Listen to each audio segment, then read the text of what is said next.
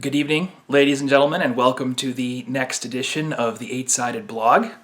Tonight I would like to address a question which could be viewed by some as an elephant in the room, which is why is it taking us so long to get quantum theory into pre-production and start showing, production work, start showing set design and prop design and all the good stuff that shows we're actually making a movie. Just to briefly, first of all, lay out exactly how that process works, there's three phases to production. The pre-production process is everything leading up until the moment we start rolling cameras. And pre-production involves finalizing the casting process, locking down our locations, building all the sets, designing and building all the sets, getting all the props together, getting all the costumes together, making sure that everything that needs to be constructed has been constructed, and that there's a plan all the way through the production process, which involves literally minute-to-minute breakdowns of what shots we're supposed to be shooting and when. Certain things has to come first and certain things come second. For example, we can't know exactly how we're going to plan a given day on set until we know exactly what the location is, because the layout of the space is going to determine what the most efficient way is to move through the space and get all the shots that we need. So all of that fits into a chunk of time which will probably be about 4 months long, after which we're going to shoot for about 3 weeks, and it's going to be a pretty hectic experience.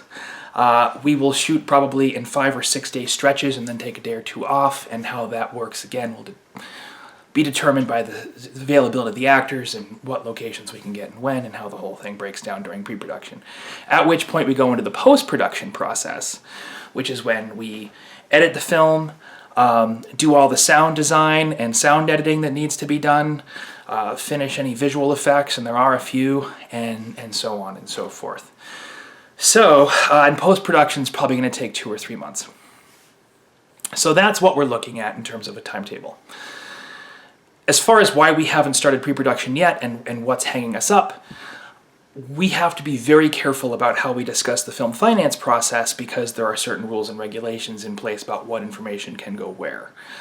So instead of tackling that question head on, I'm going to take a sidebar and answer the question of whether or not film finance is actually the hardest part of independent filmmaking, because I know that's something we hear from independent filmmakers all the time. I'm getting a text from Danielle K. Jones, who I'm going to be meeting in just a couple minutes, so I will hurry up and finish this blog. Basically, what it comes down to is that... All right, I lost my train of thought.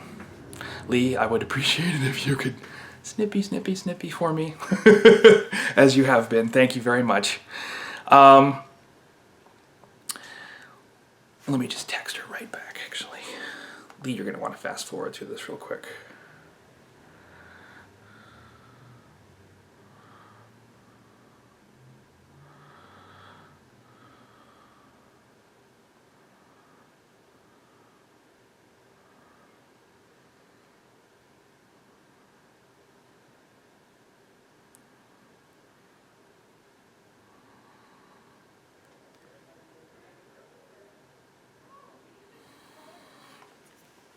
All right. Okay. What makes the film finance process challenging is not necessarily how hard it is or the rigorous problem solving that goes into it. Although there are some misconceptions about that I want to get into. Essentially, the worst part about the whole process is just what they like to call the numbers game. Anytime you're involved in finding the right person for any kind of sale, whether it's an investment or whether it's anything else, what you have to do is grab onto, and it's a lot like building an audience, you have to grab onto a subsection of the population and use that group of people to build a community. And a lot of people are going to want to have nothing to do with what you're doing. A lot of people you're going to get rejected time and time again. And that's fine, because over the course of that process, you're going to find the few people who can genuinely benefit from whatever it is that you have to offer, which you should have a pretty clear picture of before you start this process. And then you build on that group of people to find the people they know who can benefit from it, and so on and so forth, until you have a healthy, thriving, supportive group of people who are helping one another accomplish goals. It takes years, and it takes a lot of contacting people, and it takes literally, rejection to the tune of 1,000 to 1, meaning every time you find someone who's going to be willing to pay attention to you, you have to deal with about 1,000 people who won't. And rolling through that process is exhausting and it's tedious, but it's not actually the most difficult thing to do. It's not like when you're on set and something goes horrendously wrong and you have to figure out how to fix this monumental problem and somehow turn it into art instead of just crisis management. You know what I'm saying? It's a different thing. So, and I'm going to pause one more sec. Aha.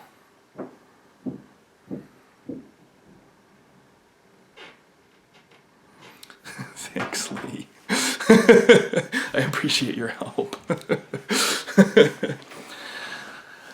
So,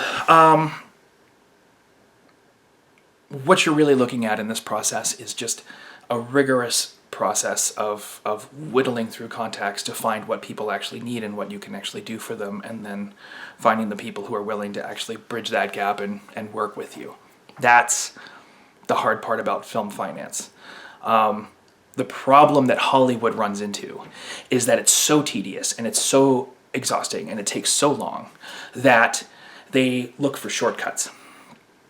And when you start finding ways of sort of anticipating what an average, business contact or an average investor might want or need from you, and you start building investments around those notions, you're actually undermining the sustainability of your business in exchange for a little bit less work up front in terms of rolling through the contacts and getting it financed. And, you end up devoting your project to all of these insane strategies, which include everything from the pre-sales market to looking for territories where you might get a certain tax break or this or that. You wind up building a business using tools that you really don't understand to satisfy the needs of someone who also doesn't understand your business. And at the end of the day, you have this patchwork quilt of bad business decisions and the money to make a movie. Building that patchwork quilt and finding a way to satisfy people who just don't want what you have is extremely difficult. That's rigorous problem solving, and I also happen to think it's the worst possible way to make a movie. I think that you instead need to rely on the things that you understand and know how to work, the tools that you have an intuitive sense of to build a business that is likely to pay off, and then find the person who's willing to trust you with that process. And yes, it takes longer, and yes, it's frustrating. But the frustration of it pales in comparison to the advantages of having a sustainable business that builds on your strengths.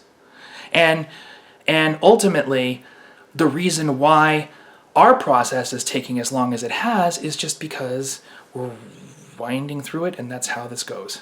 It's not any more complicated than that, and everyone can rest assured that we've got a high degree of accountability and weekly targets that we're hitting, and very specific day-by-day goals that are being met every single day to ensure that we get through this process in the shortest amount of time possible and get this movie out there.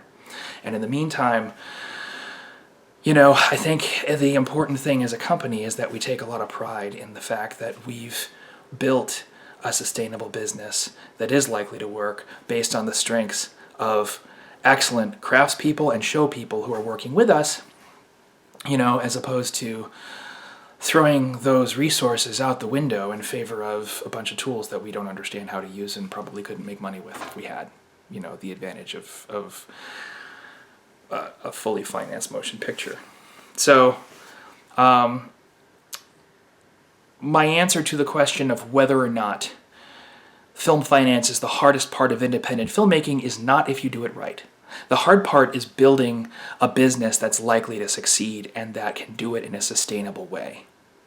And as I've said many, many times, building that business ultimately in my model of doing things and in my view requires basically two habits. You need to have exquisite craftspersonship and exquisite showpersonship. And anyone who's curious about what that means, I gladly refer to the developmental breakdown on the 8-Sided Forum on 8sidedforum.com. That's the blog I've written about how we build and maintain our business. And And in the meantime, you've just got to take a deep breath in the middle of this process and make the next 10 calls and send the next 100 emails.